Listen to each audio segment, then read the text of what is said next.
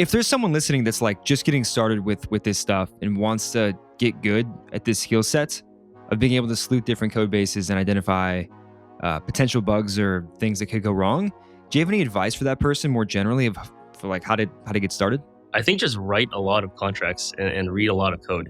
Like there's a ton of resources on Twitter of people writing about different types of exploits like reentrancy, and the likes. And just reading that and getting used to what to look for is pretty helpful. Like especially like CTFs as well. Like typically CTFs are created from actual exploits. So doing a ton of those would be super helpful as well. And just following people like Sam, like he drops a lot of knowledge in terms of like new exploits and really weird EVM bugs that occur.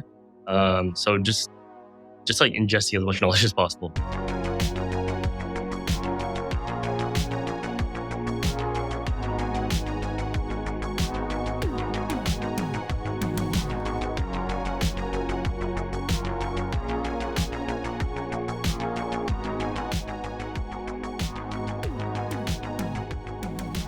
Hello and welcome to another episode of Devs Do Something. Today's guest is 0xBeans, a smart contract engineer who worked at Coinbase in the very early days, and who now spends his time doing work across the space as a solidity engineer.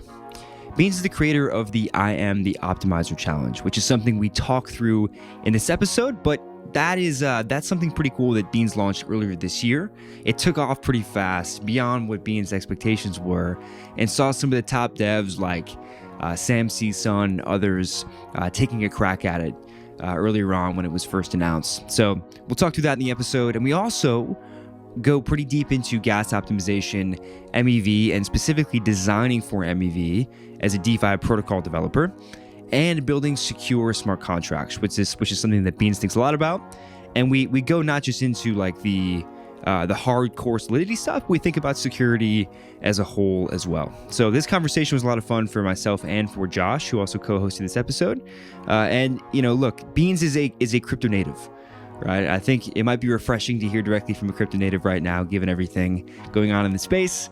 And if you're also a crypto native, right, if you're a solidity dev just out there hacking and trying to build cool stuff, I think you're going to like this episode. So I hope you enjoy.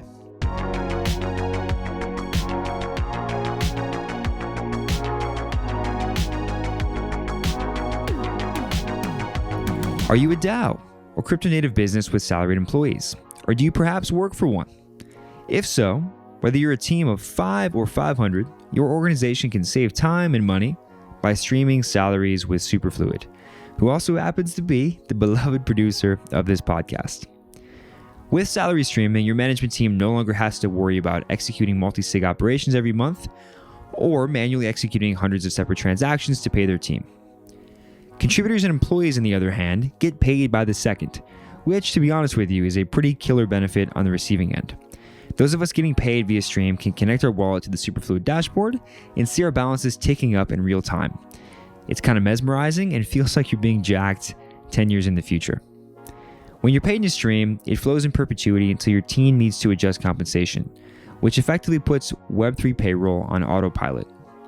Salary streaming is easy to set up thanks to our recent integration with CoinShift, the leading crypto treasury management platform. In just a few clicks, you can securely set up payroll for hundreds of employees in just a single transaction, all from CoinShift's dashboard. If this sounds like something you're interested in exploring, you should visit superfluid.finance/payroll and book a salary streaming demo today. Thanks to all of our sponsors. Let's get on to the episode.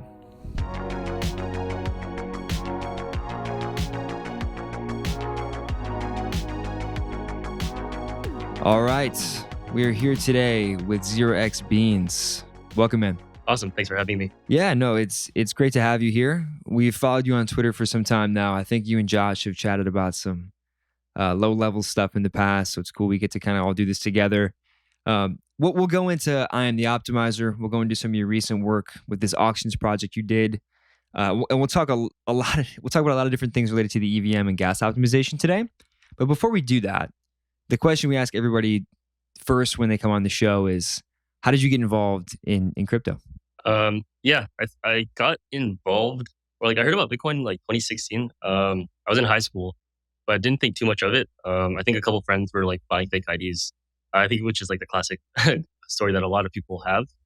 Um, when I went into college in my junior year, um, or I guess like my sophomore year, I started like buying Ethereum, buying like all these like altcoins, trying to make some money.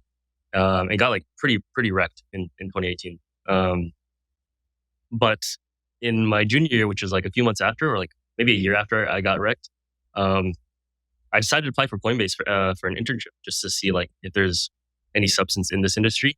And thankfully, I got that, and I went to go work at Coinbase for 4 or 5 months. Um, and I actually had like a really good time. Like back then, it was like 2019 peak crypto winter, and you basically had to be insane to work in crypto, or you were super bullish. So I learned a lot from just a lot of people that really cared about the space, and I had a great time. Um, but then after that internship was over, I wanted to like make sure I actually cared about crypto and like wanted to do this, I guess, for full time after college. So I went to go intern at a few other places. One in like cloud database software, one in like a real estate company, uh, one in just like B2B SaaS, and one in like consumer. And I was like just trying to see like what I like the best. And after all those trips, I was like, oh shit, crypto is definitely the most exciting, and definitely the most fun. And I was young, or still am young, so I was like, might as well take the risk and dive into the industry. Nice. And from there, did you just go on and do your own projects? Did you go back and work at Coinbase? Like what was like the first real thing you did after the dipping the toes into the other places? Yeah, after I graduated, I went to Coinbase to work full time. This is mid 2020. So yeah, I worked there full time for about a year and a half. I left shortly after the IPO. But in the meantime, I was doing like small side projects with some friends, doing the whole like food farms during DeFi summer, and just all that while I was working. Nice. Yeah. The DeFi, I mean, being at Coinbase at DeFi Summer was probably pretty crazy. Uh, Question for you on Coinbase and just like the exchanges space in general. Um, is there like still a lot of DeFi decentralization ethos at those places? I mean, it's a little different because they have different obligations and responsibilities. But like, is it your sense that there's still some crypto natives involved in those organizations, or is it very much like working for any FANG company now? Like, do you have any sense of what it's like currently? Yeah, I mean, when I joined, especially when I was an intern, it was like super different. There wasn't many. I think Coinbase at the time when I was an intern was like maybe 400 less, which seems like a lot, but from where currently it's much smaller. And back then it was super cool. Like everybody was really crypto native. Like everybody there um, kind of breathed crypto and like kind of saw where it was going. And it was super like motivating, like like making me want to learn more, dive more deeper into like different protocols. But as we got bigger and like as we started to IPO, I think this just happens in all companies where people are starting to get the sense that Coinbase is going to IPO, so we should join, try to get the strike price way below the actual market value when it IPOs. So we got a lot of people joining, especially at I think at the exec level too, where a lot of the product vision kind of moved away from crypto focused products into more like how can we increase our share price as much as possible. There was a point in time where um, I wanted to join the NFT, like Coinbase NFT platform, because I was like, oh, this is super cool. OpenSea's kind of fumbling the Coinbase had like all eyes, um, like everybody's looking at Coinbase NFT and it has a lot of hype around it. So I was super excited to work on it, help launch that. But basically, my manager at the time, who was like not crypto native at all, was basically like, no, you're not allowed. Like you can't you can't transfer. I was like, well, that's pretty bullshit. And then Coinbase NFT flops, not because of me or anything, but like a lot of the some stories from some friends that were on the Coinbase NFT team, they would be like managed by PMs and like managers that just kind of didn't know what was going on. I think at a point there was more managers than engineers on that team. It was just a bunch of people trying to swing titles around. I don't know if this is a true story, but like apparently there's a person that was like, oh, like with these NFTs, like where is all this data stored? Is it like on our database? Is it like in AWS? And we're just like, it's on the blockchain. That's kind of where clear, like that's where all the data is for all these tokens. And just that alone was like pretty mind blowing. And that's a big part why I left. But recently, through like layoffs and just like trying to get back on track, I had a chat with Jesse Pollock, who was I think head of protocols or something, just to catch up. And they seem to be really going back to their roots. They're focusing a lot on like getting sharding, helping Ethereum scale. They're working with the EF. Um, I think they're like helping optimism and their bedrock and modular rollups. And they seem to start going back to their roots, which I'm pretty happy about. So it was like Fang for a good amount of time, but I think it's getting better. That's good. Yeah, they have an opportunity to kind of differentiate themselves right now. Is like the one of the only crypto native real CeFi things left standing.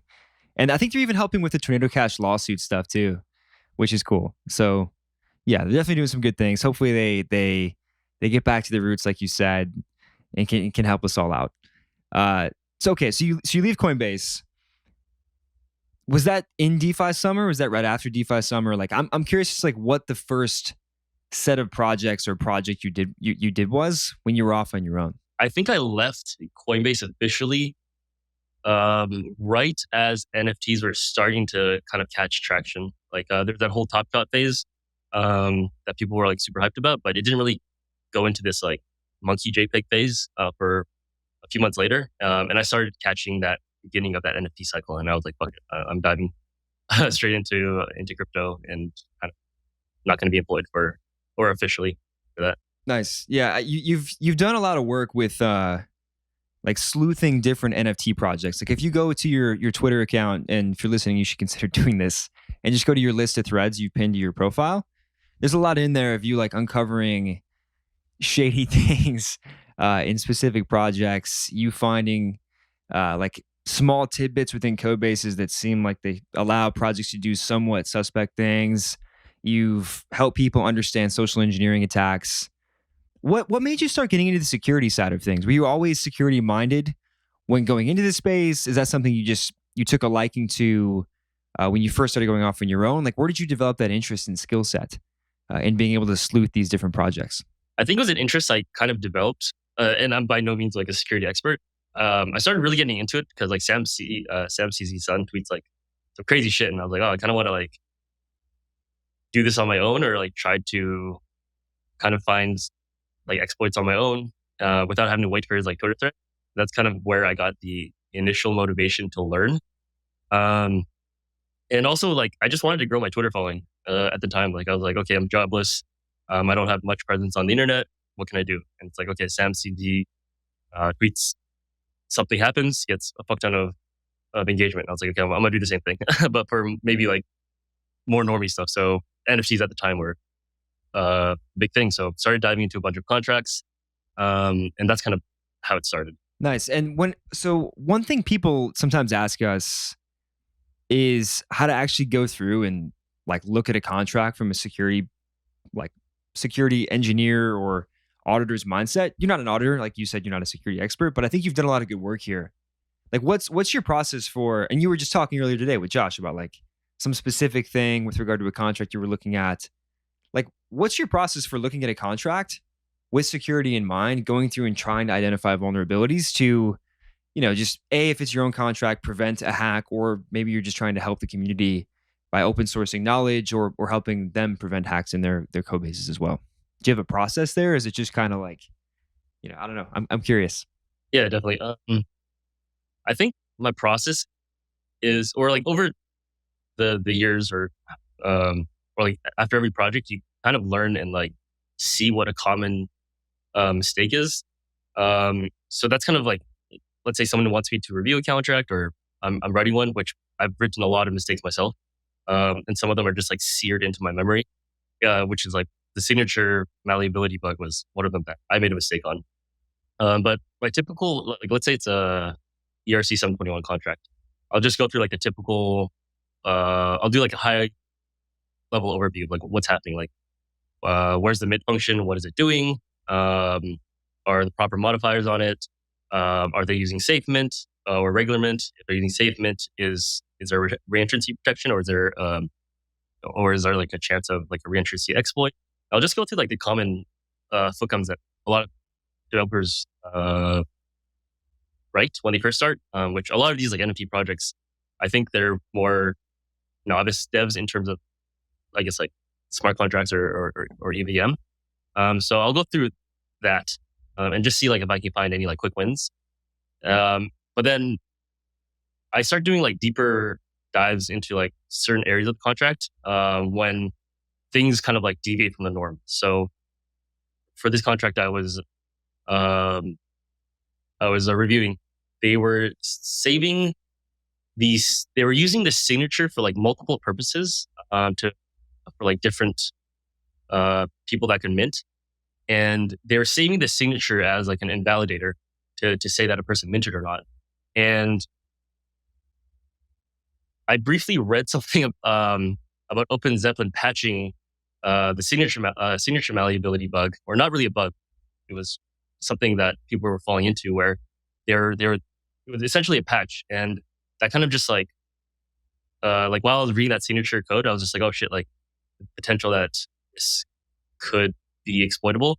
And then I'll start digging deeper into it, and then I'll see like, oh, they're using the ESTSA library from Commit Hash X, which was like a month-old version of Open Zeppelin before it got patched. I'm like, okay, cool, that's a red flag.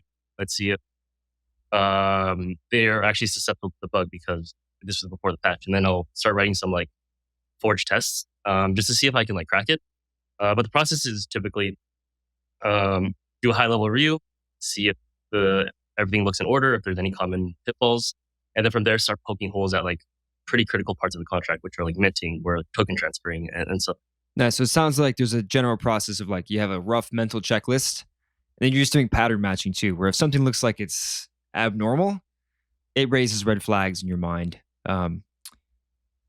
If there's someone listening that's like just getting started with this stuff and wants to get good at this skill set of being able to sleuth different code bases and identify potential bugs or things that could go wrong, do you have any advice for that person more generally for like how to get started? I think just write a lot of contracts and read a lot of code. Like there's a ton of resources on Twitter of people writing about different types of exploits like reentrancy and the likes, and just reading that and getting used to what to look for is pretty helpful. Like especially like CTFs as well. Like typically CTFs are created from actual exploits, so doing a ton of those would be super helpful as well. And just following people like Sam, like he drops a lot of knowledge in terms of like new exploits and really weird EVM bugs that occur. So just like ingesting as much knowledge as possible. Right. And how about things that aren't even at the contract level? Like, have you seen things out there in the wild that are either suspect or prone to errors that are maybe in like front ends or more on the social layer? Like, can you speak to anything related to that? Yeah, there's actually a lot. And this all typically relates to people trying to prevent botting. Like you'll see a lot of mints, like Tubby Cats, for example. It was just like, you would see bots mint like 400 at a time and flip them immediately for a profit. So a lot of projects are trying to like prevent that. And they do that by, like signing messages and be like proving that this minter is on the allow list. And if so, then allow the mint and validate all their signatures. And they focus so heavy on the contract side that typically on the client side, they don't put as much work into. So there's one project called Wizards that basically had the pretty solid like security on the contract side. But so what the contract was doing was taking a signature and basically verified that the signature was valid and can be used by the minter. But the way you obtain the signature is that a server on the client side would sign an address and then pass that address into the transaction to verify that like this is a minter. But the problem is they left the endpoint of signing addresses like completely open. Like there's no authorization on it, so anybody could just kind of snip all the routes, see that there was a route called sign endpoint, and just pass in an arbitrary address and see if it would return a 200 with the proper signature, and it would. So that was like a big one. I was like, oh shit, and of course it did get botted because a lot of people are looking up for that type of stuff. Yeah, I think that was like the most recent one, which a couple months ago. Makes sense. Now I think the lesson is just you can write a perfect contract, but like people are gonna have to interact with the thing, right? And if you're gonna literally spend zero time on security or on your client side, like you could just basically nullify all the work you did on the contract by opening up some other attack vector somewhere else, right? It's interesting you say that people are doing these things to try to prevent botting. I guess I wouldn't have expected that. I guess it makes sense, but sometimes I guess focusing too hard on like preventing a certain thing can open up other holes, which I think is pretty interesting. It's very interesting. Yeah, exactly. Okay, let's shift gears a little bit back to like the hardcore EVM stuff. You've got this challenge out there, this IAmTheOptimizer challenge. Josh is so interested in this thing. Josh is like obsessed with this thing, right? Because he's seen some cool stuff happen. Can you just walk our listeners through like what the IAmTheOptimizer challenge is, if for those that haven't heard about it, and like we'll ask some follow-up questions from there. The IAmTheOptimizer challenge is basically just a king of the hill to see who can create the smallest contract and most efficient contract to solve a problem. And this was actually like inspired by an NFT. Like it was released like a year or two ago by someone at Baker, I think. And it was called I Am the Chad or I'm the Gas Chad or something. And the whole game was if you wasted more gas minting this NFT, you got to mint it and it would burn the previous holder's NFT. So it basically to see who can waste as much money as possible. And I was like, oh, that's pretty cool. It's like this whole status thing that people like. I was like, what if we just did this but had more of a game around it? And developers are traditionally the ones that are willing to try new things out first. And they're the most likely type of people that will tell you that they are smarter than you. So it was like this great thing to, like show off like, oh, I beat SAMC or something. So that's kind of where the initial ideation of the challenge came from. Was like, can we make a challenge that would basically showcase who was the quote unquote like better developer at this game, and have like an accolade that we could give them, while simultaneously burning the accolade that the previous person had. And who are some notable people that have done well, that have become the king of the hill? Is it some of the bigger names that have gotten involved? Like is like T11's up there? Or is it mostly people you hadn't heard of before that got involved and started playing around? A lot, like yeah, I was pretty surprised at the amount of people that were playing it. I guess like first the challenge is you need to create a contract that solves the traditional computer science problem called threesome. But we can go into like why threesome was a great problem later. But essentially that was the problem you had to solve and create a contract that would do that better. But it used pseudo randomness that people could like basically exploit and like have a higher score, which is like a lower score in terms of gas used and bytecode size. And in my head, I was like, okay, I'm going to release this. I know there's a hole, but it's still going to be fun anyways. And I was hoping for like one or two or maybe three honest submissions from like regular people. But like immediately as soon as I launched the contract, Riley Holterhouse, I think, Paradigm was like, oh, I just took it from you. And I was like, did you do the exploit or did you play the honest game? And he's like, oh, I did the exploit. And I was like, oh, fuck. Like I literally submitted the contract and apparently he was like monitoring it. Like he saw a new contract deploy and he actually took the like Optimizer NFT before I even tweeted about it because he was like monitoring the chain. And I was like, what the fuck? Like before I could even tweet about it, it was already broken. And that was super funny. But then from there, Sam C was playing it, which was wild to see. And then a lot of Noah Citron from Citron, I think, from A16Z was playing it. A lot of people from the EF were playing it. And it was pretty crazy to see like all these like really big brain devs playing this game. And I kind of felt bad. I was like, I'm wasting a lot of brain power, nerd sniping very valuable devs, and they're just trying to beat each other for this NFT. So yeah, a ton of people that I wouldn't have expected were playing it and spending a lot of time on it. I was expecting the game to last maybe the weekend. Like after the weekend, people are going to be bored, where an optimal solution would be found.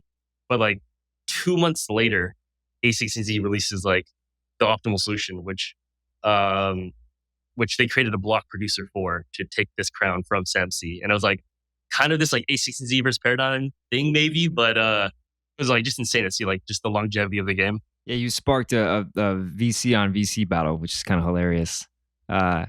Josh, you said you were talking to me off air beforehand that there were some things you wanted to ask Beans about here. What were you What were you referring to? Yeah, I mean, definitely the I'm the Optimizer challenge. I mean, like by the time I heard about it, it was already like so many like big players were like knees deep in it. I was like, okay, maybe it's a little too late, right? But I'm actually taking a look at Citron's like solution here, and it's like 10 opcodes, and it's like gas price and Coinbase and all. I mean, it's phenomenal, man. It's really really cool. Um, but yeah, so in terms of I guess some more general stuff.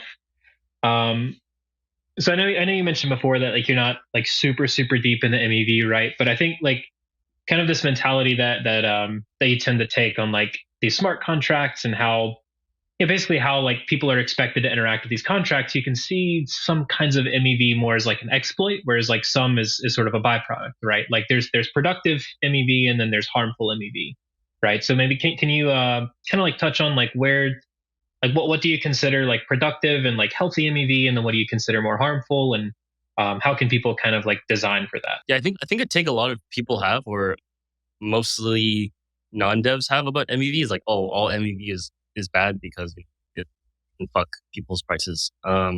That's not necessarily true. There's a lot of MEV that's, like you said, very good. That is required for a lot of protocols to work, especially in like the lending protocols like Compound or Aave. Like you really need uh, profit driven people to kind of keep those protocols working. I remember like in 2020 or something, or when I forget if it was Avi or Compound, they actually had a button on the front end that you click to like liquidate people. And you could tell like Compound needed people to liquidate, or else the protocol would have bad debt. So in cases like that where you need efficient searchers to make a protocol work, like I would say that's good MEV when MEV is part of the design process. Um, and I think bad MEV, it's really hard to say like that MEV is bad because crypto is so PvP, and so many people are profit driven, where it's hard to like shun people for finding a profitable strategy. Um, so from like a profit maxi standpoint, like I wouldn't necessarily say it's harmful because like that's just your way of interacting with EVM, and you could argue that you're making the markets more efficient. But on the other side, of people actually getting wrecked and sandwiched and front run, it's like a terrible experience. I think during the bull run, the gas would just be so insanely high, especially during these NFT mints, because there's so many searchers trying to like front run mints and dump them immediately on into like a collection offer. So it actually harms like the use case for normal people that don't know how to code and just want to interact with the chain normally. It'll congest it, it'll spike up the fees, and you'll most likely just get a terrible price when trading or doing anything. So I think in that case, it's pretty harmful to the adoption of blockchain almost. Right. Yeah. I mean, on the topic of things like sandwiching, right? There is sort of the argument in favor that um, basically says that if you're setting high slippage, on a coin, then you're kind of implying that you're willing to kind of like take that loss, right? And I mean, it's more difficult to make right whenever you're trying to flip shit coins, right? And it's like it's not very liquid, and that there's I don't know, there's a lot of problems that can go into that, but um, yeah, I think definitely this sort of block space problem is something that's become pretty apparent, right? Just how these gas wars will just like come and go sometimes, right? And it just makes a chain unusable, right? And I mean, different chains handle this in different ways, right? Like Ethereum, the gas prices like spike super high, uh, Solana goes offline, right? Which I mean, to a degree, right? To the average person, Ethereum kind of did go offline, right? Obviously, it's the chain is sound. That's not exactly what I'm implying, just kind of a metaphor. But it's like, for average people, like for that period of time, it was just not usable, right? And I remember like coming into the crypto space. I mean, I was, I guess around 2021, I think it was that I was just getting into all of this, right? And I was trying to do like little ETH global hackathons. You have to stake like I think like $20 worth of ETH, right? Something like super cheap, and all the time, right? There was some kind of like crazy gas war or something going on, and I ended up paying like $40 in gas fees to stake my $20 to then get the $20 back and pay another like another 40 to get it back out. I mean, it was rough, right? So I definitely agree that like it does make it a bit more inaccessible at the moment, and I wonder like I don't want to go too much off on a tangent here, right? But I wonder, like, I mean, what's the solution here, right? Because as a chain scales, as it can handle more volume, then I mean, I imagine bots would just push more volume through, right? If it's cheaper to interact, then bots are going to interact a lot more often. You see this on Polygon, right? It's cheap to interact, but because of that, you make one transaction and you have coins in your wallet, right? Because bots just don't care, right? So do you think there's like kind of a balance there? Is there like an equilibrium, or is this just kind of going to be a byproduct? That is a good question. I mean, first, MEV was initially just miner extractable value, where like miners are validated with reorganized transaction based, just like if it was profitable. But now MEV has become this like all encompassing term of just anybody that makes money through a bot essentially is now a searcher or has done MEV. So it's like it's really hard to be to say like how do you solve MEV, because MEV is just so broad now. Like, oh, for people that are doing like fat finger arbitrage between OpenSea, like somebody lists an ape at zero point 0.9 ETH by accident. If a bot sees that, buys the ape and sells it directly into like a pseudo swap pool, that MEV, in current definitions, yes, but is it harmful for the chain? Like, not really. Um, but I think I think the general like what we're talking about is actually just like predatory ones where it's like purposely sandwiching or front running transactions from users by looking at all transactions in the mempool. It's hard to say like what would solve it. I think Arbitrum has a take where they don't like MEV, and they don't like these services like Flashbots, which is like front running as a service. And their solution is just not to let transactions be ordered, because they don't have a sequencer. I didn't look too far into that, but I know Arbitrum has a very harsh stance on like they don't want this on their chain, so they're gonna do whatever they can to remove it. Um, and then protocols are starting to look into basically MEVing their own protocols. Where, let's say for Uniswap could like run a bot to front run their own users, and because and in the protocol they can be like, oh, if it's from this address, which is our bot, don't apply the 2% fee. And now I have a 2% leeway of winning the gas auction to actually always win. And then with that profit I make, you can either kick it back to users or use it for protocol development. And that's like one strategy I've heard people talk about. Another one is like, what if Uniswap just actually sold their sold MEVable transaction, where like Uniswap can actually host their own MEV auctions where where searchers now bid to Uniswap. So rather than the bid going to validators, they go to Uniswap. And Uniswap will choose which searcher gets to have this profitable transaction. And that poses like a bunch of other problems of just like, oh, less money now going to validators. Does that like centralize the chain? Everybody now has like private relays. This is something definitely people are thinking about. I don't necessarily have a great answer to, but yeah. Yeah, no, it's honestly fascinating. I'm interested to see how it's going to play out as well. On the topic of mechanism design, you put together this implementation for, I think it was a blind Vickery auction. Correct me if I got the naming wrong, but you built this during DevCon, and it seemed very interesting. I read through the thread, I looked at the contract and everything. I would love for you to explain it for our audience. Like, what is a blind Vickery auction, and what was that project, and why is it potentially interesting? Yeah. Wait, before that, I want to like quickly go back. Like something just popped in my head about like harmful MEV. Yeah, totally. So I think the most recent thing that me and my friend made, or like I have a friend, his name's Pedro or Rashpi on Twitter. We do like basically everything together. And we got a tip off that Tonic or this decentralized exchange on Near was having a liquidity incentive program. And, typically liquidity incentive programs are, to bring in users, help the protocol, like bring in more users, and just like grow liquidity.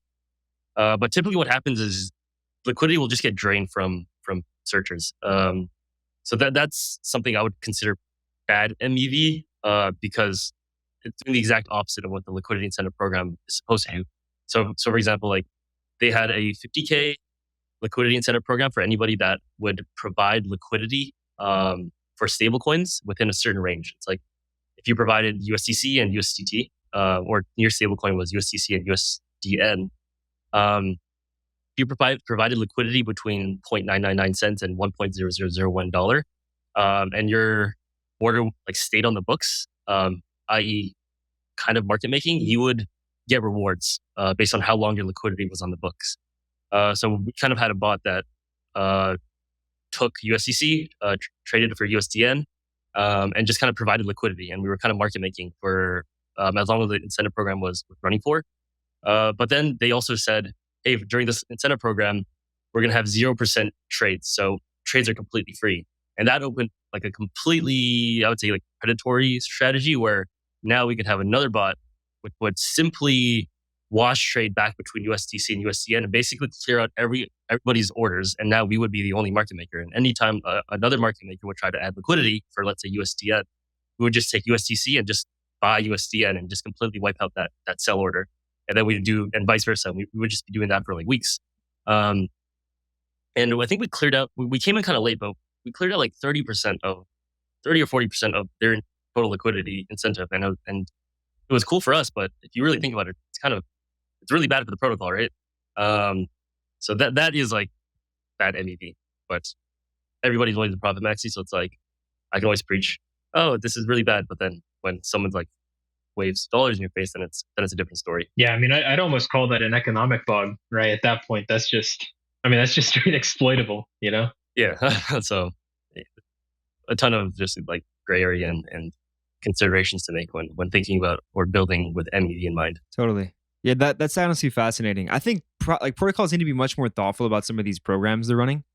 There's been a lot of money that's just been thrown out into the air with just kind of a blind hope that it's going to do something. I mean, I understand liquidity is a little more. I mean, the point of providing liquidity and having an incentive for providing liquidity, it's kind of clear what that's doing, but it has led to all kinds of weird things that have happened that probably shouldn't have happened, right? I mean, go back to DeFi summer, you see all kinds of crazy things then. So I think people have realized that some of that's not sustainable, but the whole economic design process here, like there's a lot of experiments that have been run, which I think is good. Not all of them have worked, obviously. But this is maybe a good lead in again to the auctions project. I'd love for you to touch on that. Yeah. I guess first credit goes to like Villagy on Twitter and Ayush. They're the ones that kind of had the initial inception of wanting to make a blind Vickery auction. So what a blind Vickery auction is essentially all bidders submit a bid, unknown to everybody else. And the highest bidder pays what the second highest bidder bidded. So let's say like I bid 10 ETH, Josh bids 4, and Sam bids 6. I bid the highest. I won, so I would only pay 6, which was what Sam bidded. And it doesn't necessarily find better price discovery per se, but I would argue it's a much better mechanic of finding true market price than currently happens in the NFT space or just auction in general. Like you'll see nouns, for instance, like I know exactly how much everybody bid. So if I just bid the minimum amount above that, I am guaranteed to win. And that can have like unwanted side effects where during like super hot mints, there's a lot of FOMO driven people that are just constantly going to upbid. And you could do like, and price discovery is not, it's like FOMO driven price discovery. And you'll see this a lot where a lot of people bid really high, they'll buy it and then realize there's not a greater fool above them that wants to buy it off them. And then now they're just dumping into the market. And now like, you know, the auction, I mean, the bidder lost money. Like, you know, like this NFT now has like a bad rep because it's worth less now. And also on the flip side, it's like, if I know you bid like 40 ETH for a noun, but I was willing to pay 500 ETH, I would just bid 45. And now, yes, I got it for cheaper, but the auction kind of lost out on all the upside of ETH. If it was a blind auction, or if it was like a blind Vickery auction. So that's kind of like the auction mechanic. And yeah, during ETH Bogota, Phil and Ayush were basically thinking like, what should they make? Because I wasn't there at the time, and they were working with a few other people, and they kind of created this mechanic. And then I came in like a few days later, and they told me about it, and I was like, this is really fucking cool. Because I was thinking about how do you make a blind auction on chain for probably a few weeks at that point. Like a few people have suggested like maybe you over collateralize bids, where let's say like you bid 5 ETH, but you actually send 10. And now everybody sends 10, so it's kind of hidden. But the problem with that is everybody's now capped up to 10 ETH. And I know for a fact if I bid 10 ETH, I'll probably win. How do you like truly make a blind auction And yeah, well, we all work together to make a proof of concept. To hopefully maybe somebody's going to use, like maybe nouns will use it, but that's what. Sorry, what was the question again? I think I went on a tangent. No, you answered exactly what I was looking for, just an overview of the project and why you created it. I think one thing that would be interesting is to hear how you actually implemented the functionality of making it blind. Like, what was the actual technical implementation there? Yeah, so it's really hard to make like conceal ETH transfers, especially since most of these auctions are with native ETH. So you see exactly how much ETH is going into the contract from what address, and you can roughly gauge like even if multiple addresses were sending into one bid, you'll still see like multiple ETH transfers going to the contract, and you can kind of like roughly tell like, oh, if I just bid above all the ETH, I'll win. So how we did it was there's this opcode crate 2, which gives you deterministic um, addresses where I could deterministically send or deploy a contract to 0x, I don't know, like 440x, whatever. And that is kind of like the crux of it, where you want all the bits to blend in as regular ETH transfers. So how the auction would work is, let's say we're bidding for a noun, and you want to bid 40 ETH.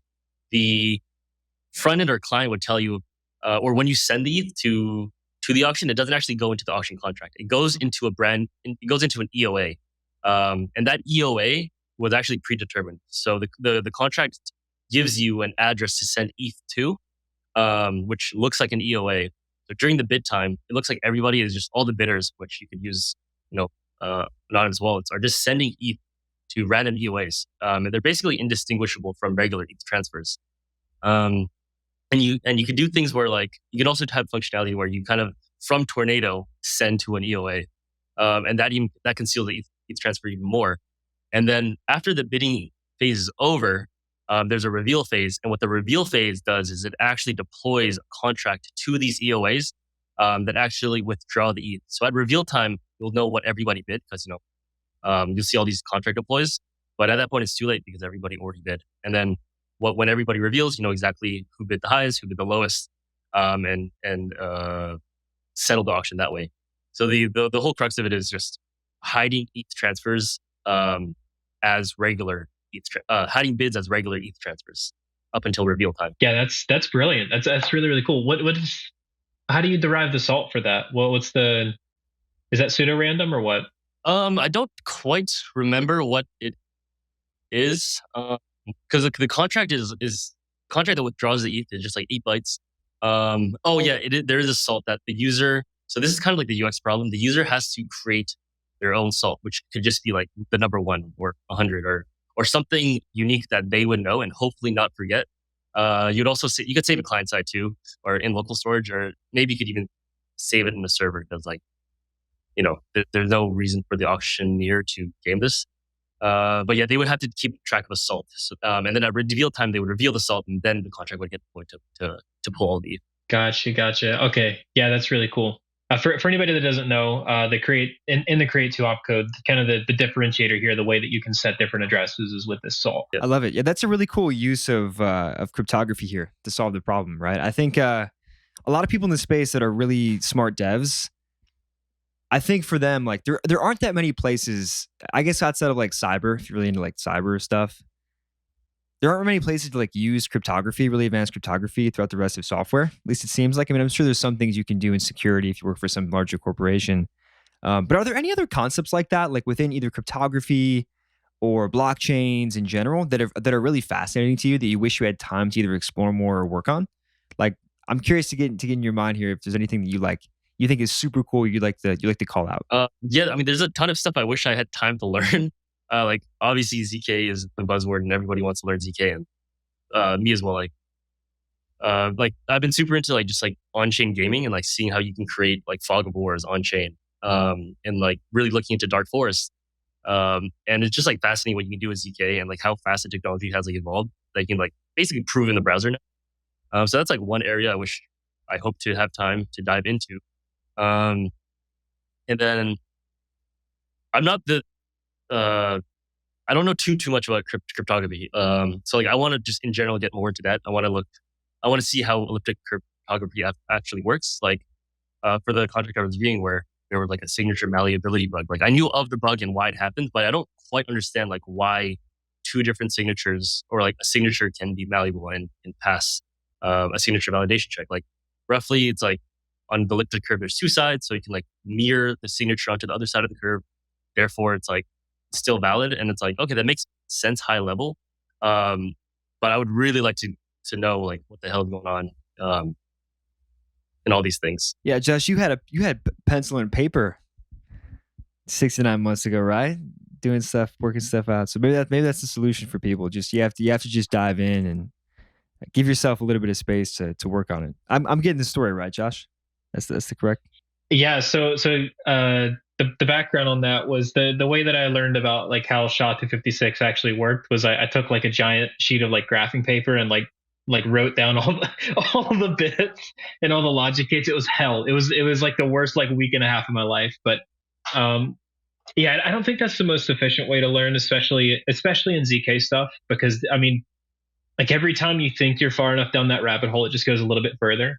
So I think definitely, and I mean, both for you and for anybody else that's watching that's looking to dive into ZK as well. Like, I mean, you definitely want to start with some higher level stuff that's like digestible and easy to reason about. Things like your DSLs, right? Like Noir, Circom, things like this. But kind of like breaking through those like layers of abstraction and slowly working your way down the stack, I think is really good, right? Like beyond the DSLs, you have like Rust libraries, and beyond this, you have a lot of like formal mathematical papers that kind of talk about why these things work, right? I actually even saw the other day somebody did a ZK snark by hand. Like they were actually like writing with pencil and paper these like polynomials, right? I mean, just crazy stuff, right? But like that's about as low level as you can get with it, right? I wouldn't recommend starting with that by any means, but I mean definitely because ZK is just this haphazard, not haphazard, but just this wild combination of so many different things all together that it's really hard to break to the bottom of the stack immediately. But yeah, definitely worth diving into. It's some pretty fascinating stuff.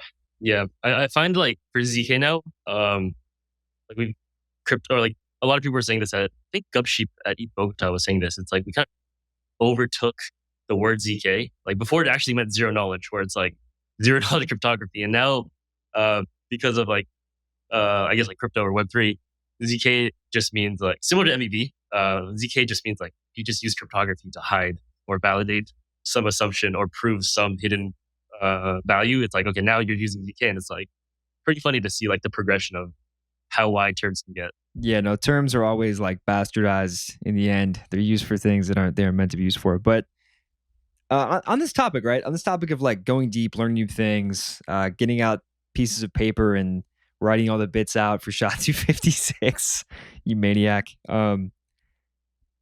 Beans, what do you do like personally to level up as a developer? We ask this question to everybody. We usually get a pretty interesting answer. I'm curious as to how you think about this.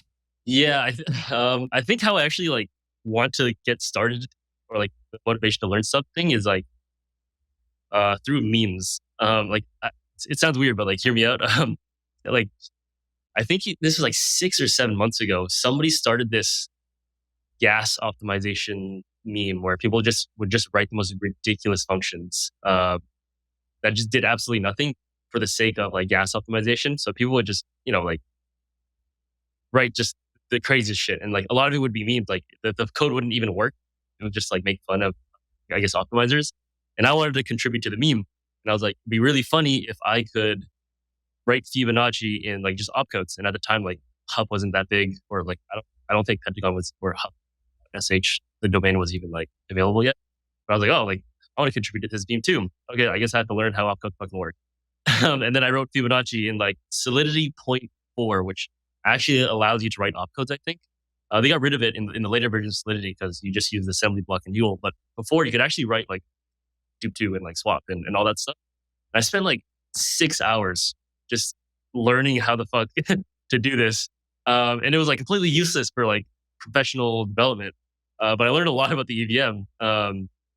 And similarly for like Huff now, like I want to learn Huff, or I'm starting to learn Huff because the IAmTheOptimizer challenge was just like I couldn't compete after like the second submission. I was like, I don't know what the fuck's going on. And then I see just these wild solutions of just using like Coinbase as like the push 0x whatever value, and then creating your own block producer. And now I'm learning about like creating block producers, and it all kind of starts from like fun and memes, and then I just kind of dive into it because I want to participate. Like eventually, I would like to participate in like another version of IAmTheOptimizer. Um, so that's kind of how it starts, and then I don't think Web3 has like a great knowledge base yet. Like Stack Overflow for Web3 is not that big. So I then go into like Discord groups of like with friends. Like I'll DM Josh and just be like, do you know what the hell this is about? And I feel like a lot of people will actually learn. Because a lot of these devs, like even if you guys don't follow each other, they'll at the very least read your message. And if it's like compelling enough, they'll respond and try to help. So yeah, at this point, I just kind of reach out to just the smartest people I know. I think I wanted a more efficient version of, I don't know, some like JSON encoding for an NFT project, and I just asked Vectorize, which he's just really good at low level stuff, and I was like, oh, how do you do this? And like from there, I would learn a lot. So just like knowledge sharing between people is super helpful. Meme driven learning, I like it. I like that. No, it has to start with some kind of fun, and I think there's a really valuable social aspect to this too, right? Where it's like, yeah, you want to get involved, right? You want to play the game too, and I think one thing that I wish I would have understood earlier when learning Solidity, or even just like learning like JavaScript a long time ago, right? I wish I would have just asked people, because if you're asking a question, as long as it's actually well formulated, some people have like good guides on how to actually ask questions. There is such a thing as kind of a stupid question when it comes to development questions. It's just true.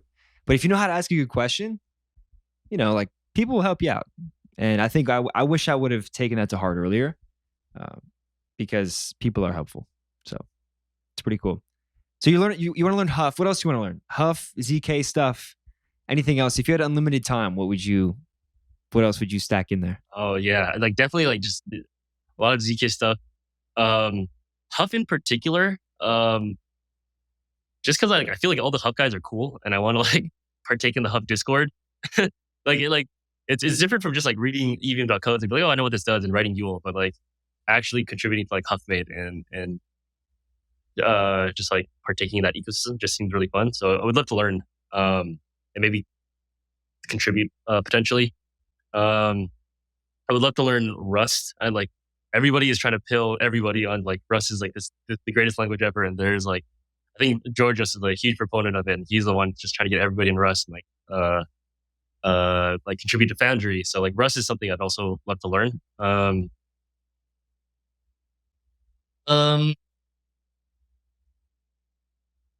I guess like game development as well. Like I've been super into games. And rather than like these smaller like developer games, I'd love to learn how to like, use Unity and actually create a more polished game. That could be super cool. That'd be dope. Yeah, some kind of on-chain gaming thing I think would be cool. But no, I think you're not alone in wanting to learn some of those things. I would also check out Sway. We were actually just talking about Sway before you got on. When you're setting up your mic, what we were talking about is Sway and how it might be able to target the EVM in the future. It's interesting, like it's Fuel's thing. I mean, they've been chilling it pretty hard, right? We like them. The episode with Nick is actually coming out this week. Nick, we like you. You guys are doing a good job. But it's cool. It's like it's kind of a mix between, I think Paul from the guy that made Sablier said it's like if Solidity and Rust had a child, it would be Sway. So it might be worth checking out too. I've had a good experience messing with it. So I've seen Josh tweet a lot about it or shit post about it. Yeah, he got nerd sniped. He got nerd sniped for sure. Yeah. It started with a nerd snipe, and then like it just got spicier, man. It's pretty. I don't know. It's pretty wild seeing it all go down. I mean, definitely. So right now it still doesn't target the EVM. It's something I've been kind of following pretty closely, because I think right now like we need more serious contenders for production ready smart contract languages, right? Like, I love Huff, right? Like I write Huff like crazy, but like Open Zeppelin's not going to write Huff, right? Like they're just not going to do it. Viper is really cool, right? But it's not getting as much traction as I'd really like it to see, right? And just seeing like how much the Sway team like focuses on DevX and ergonomics, I think it could be a contender, maybe. I don't want to speculate too much, but really excited to see how that all goes down. I guess, why do you want to see a contender? Like, I completely agree, but I'd love to get your thoughts on like why you think we need a contender against Solidity, and then Yeah. So I mean, like Solidity works, right? It does its job, but there's a lot that I think it doesn't do well. And so there was obviously a bit of controversy around around like DevCon. There was some talk about like Solidity moving in more of a Rust-like direction, and some people were against it, some people were in favor, et cetera, right? Like, I think Solidity does what it does very well. Whether they decide to go down that Rust route or not, I don't know. I think it's mostly good for what it is now. But there's just some things that, like, there are things that we didn't know when Solidity was built that like we know now, and that we should, I think, build into languages and be very aware about. Right? Things like forcing developers to handle multiple code paths. Right? Like, the fact that you can still get unsafe data from EC recover. The fact that you can have these like return bombs and non-failing like calls to external contracts, and you have to like do all of this extra boilerplate. And it's not a very like it works, right? You can do the low level call and require success, but it doesn't. The ergonomics aren't quite the same as something like Rust. So I'd love to see something that is more Rust-like. And out of all the sort of Rust derivative smart contract DSLs out there, I think Sway is definitely one of the more mature ones. So yeah, I'd love to see kind of like more Rust-like syntax around some of these things that sort of require handling more code paths. So there you go.